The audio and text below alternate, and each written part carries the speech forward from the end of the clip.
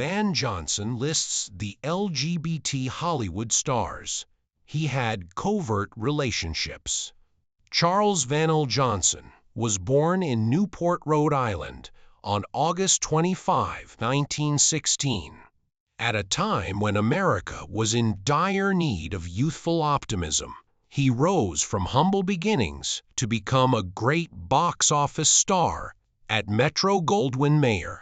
In addition to capturing the glitz and glitter of vintage Hollywood, his life and work also show the quiet bravery, tenacity, and vulnerability of a man who overcame personal hardships behind the scenes to continue inspiring audiences. Early in life, Van Johnson faced adversity and perseverance. His mother, Loretta Sender, reared him primarily after his father passed away and fostered his passion for acting. Johnson had a passion for performing that would influence his destiny as a youth, drawn to both theater and music. In order to pursue a career on Broadway, he relocated to New York City. There, he painstakingly toiled in minor parts and chorus roles, earning invaluable stage experience.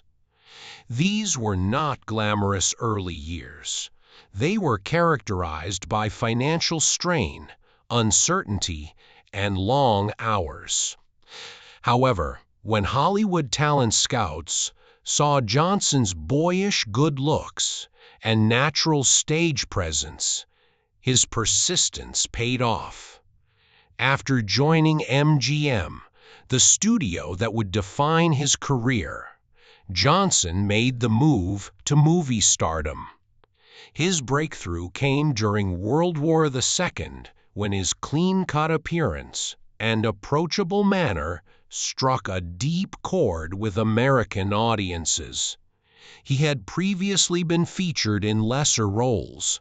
In contrast to the tough or cynical heroes of previous times, Van Johnson embodied the everyday person, kind, personable, and emotionally open. His portrayal of troops as human beings molded by fear, friendship, sacrifice, and love, rather than as unbeatable warriors, made him particularly successful in warfare movies. When Johnson had a terrible accident while filming A Guy Named Joe in 1943, it was one of the most significant events in his life. He was seriously injured when a falling camera crane smashed his skull, almost ending his life and career. His recuperation was drawn out and agonizing, and doctors were afraid he would not live. Metal plates had to be inserted in his head due to the accident's lasting scarring. Surprisingly, the public's knowledge of his experience increased their love for him rather than lessening his attraction. Johnson returned to the screen emotionally and physically changed, giving his performances more nuance and empathy. Van Johnson's popularity peaked in the middle to late 1940s. His ability to switch between combat dramas, romantic comedies, and musicals was demonstrated in movies like Battleground, The Caine Mutiny, 30 Seconds Over Tokyo, and In the Good Old Summertime. He regularly portrayed characters that emphasized moral rectitude, emotional honesty, and loyalty, qualities that were highly compatible with his public persona. Van Johnson was trusted by the audience. That trust translated into long-lasting popularity because he felt familiar, like a brother or friend. Johnson's personal life was much more problematic than his idyllic on-screen character revealed, despite his success. He was very secretive and frequently battled the demands of celebrity, studio expectations, and the restrictions on individual expression in Hollywood. in the middle of the 20th century. There was little opportunity for uniqueness or vulnerability due to the strict studio system's demands for conformity. Johnson handled these difficulties discreetly, remaining professional as he dealt with emotional loneliness and health problems brought on by his previous injury. Johnson's star power steadily decreased as Hollywood changed in the 1950s and 1960s, but his dedication to acting remained unwavering. He kept up his steady work in theater, cinema, and television, including Broadway and touring plays. Fans who respected his legacy and the way he aged in the business gave him newfound admiration in later years. Experience and a lifetime of observation enhanced the reflected nature of his later performances. On January 25, 1947, Van Johnson married Eve Abbott, a former stage actress, in the opulent but strictly regulated setting of Hollywood's golden age, a time when an actor's personal image and professional life were frequently governed by studio contracts. Johnson was one of Metro-Goldwyn-Mayer's most lucrative performers at the time. His marriage to Eve Abbott was widely reported as a fairy tale union that seemed to validate everything fans thought about him, that he was the perfect romantic leading man, settling into domestic bliss at the height of his fame. MGM had made significant investments in fostering his image, which audiences loved for his boy-next-door appeal, his easy smile, and his wholesome, all-American charm. Eve Abbott had experience in the entertainment industry. She was a former stage actress with intelligence, poise, and a sense of the public scrutiny that comes with being in show business. Their only child, a daughter called Skylar, became the emotional focal point of Johnson's family. According to numerous accounts, Van was a loving and protective father. In contrast to the frequently absent fathers prevalent in Hollywood at the time, friends and associates later remarked that, despite the difficulties in his marriage, his love for Skylar was sincere and lasting, and he took delight in being there for her. Johnson became a stepfather to Edmund Keenan and Tracy Keenan Wynn, Eve's two boys from a prior relationship, through their marriage. Later on, Tracy in particular would have a prosperous career as a screenwriter, working on movies like The Longest Yard.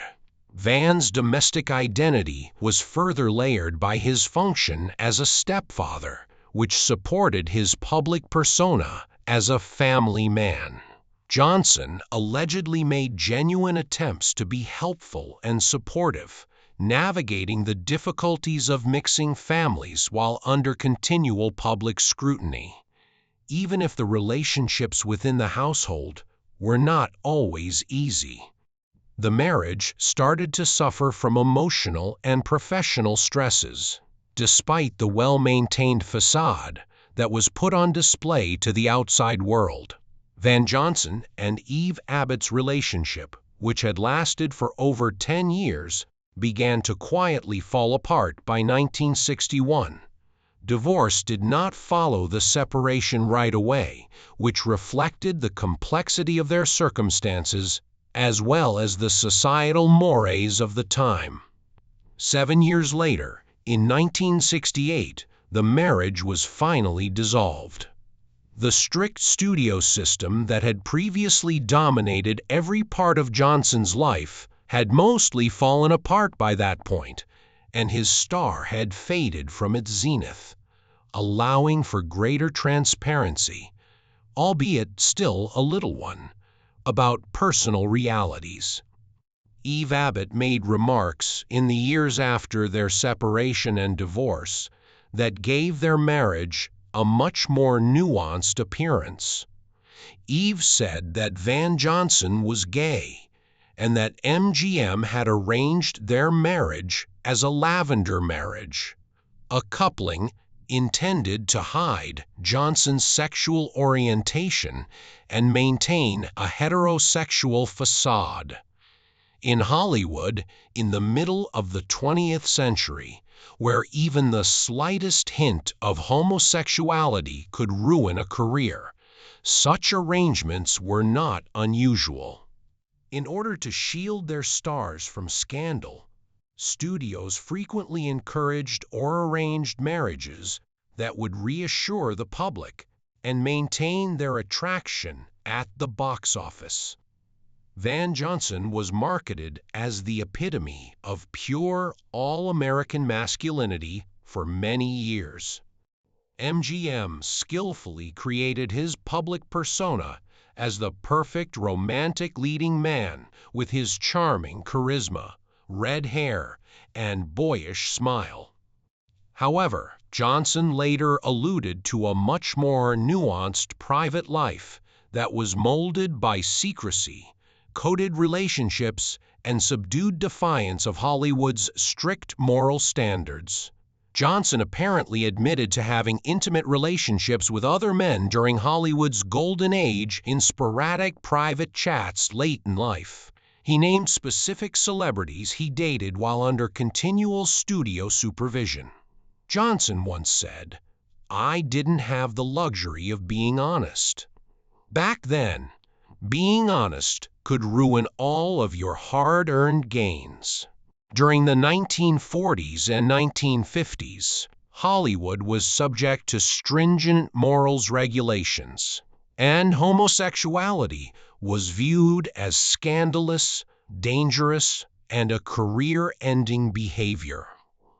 Being out gay was just not an option for celebrities under contract. Johnson was more aware of this truth than others.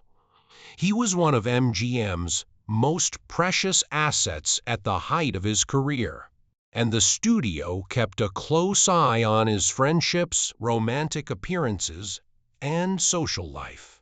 Actor Montgomery Clift, another MGM star, whose delicate on-screen presence concealed intense psychological suffering, was supposedly one of the men Johnson described. The two men had a quiet, passionate relationship that was completely hidden from the public eye, according to statements attributed to Johnson. Monty was not like that. According to reports, Johnson claimed that his intense emotions made him both hazardous to himself and alluring to others. Later biographers have suggested that their relationship was based on mutual understanding. Both men were constrained by unfulfillable aspirations. Johnson supposedly mentioned Tab Hunter, a younger actor who became well known in the 1950s and subsequently came out as gay. Hunter was compelled to enter into studio-arranged romances in order to uphold a heterosexual image, even though he would later lead an open life during his early career. Johnson allegedly said, "Tab was very young, scared, and sweet. He detested faking more than anyone else, but we were all acting. If they had a relationship, it would have been short-lived, well-hidden, and influenced more by fear than by freedom." Perhaps the most well-known instance of Hollywood's enforced secrecy is Rock Hudson, another name that is frequently linked to Johnson in historical conjecture. Johnson apparently admitted that many actors in his group had similar secret lives, even though there is no concrete proof of a love relationship between the two. Nobody knew the rules better than Rock.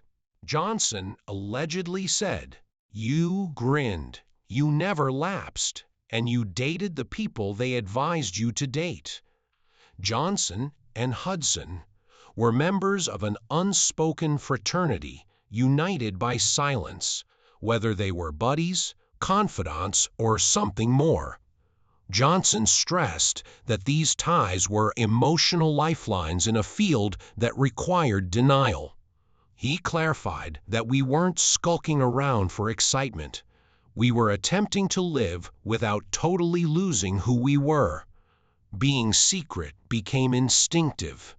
Discussions in private residences, meetings set up through reliable middlemen, and a persistent fear of being discovered.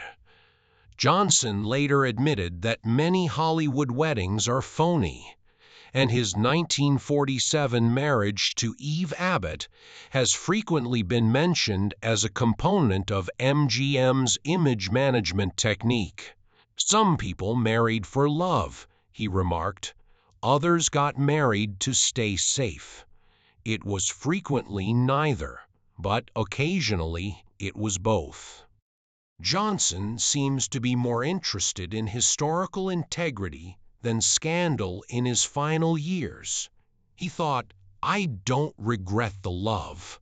I regret being afraid."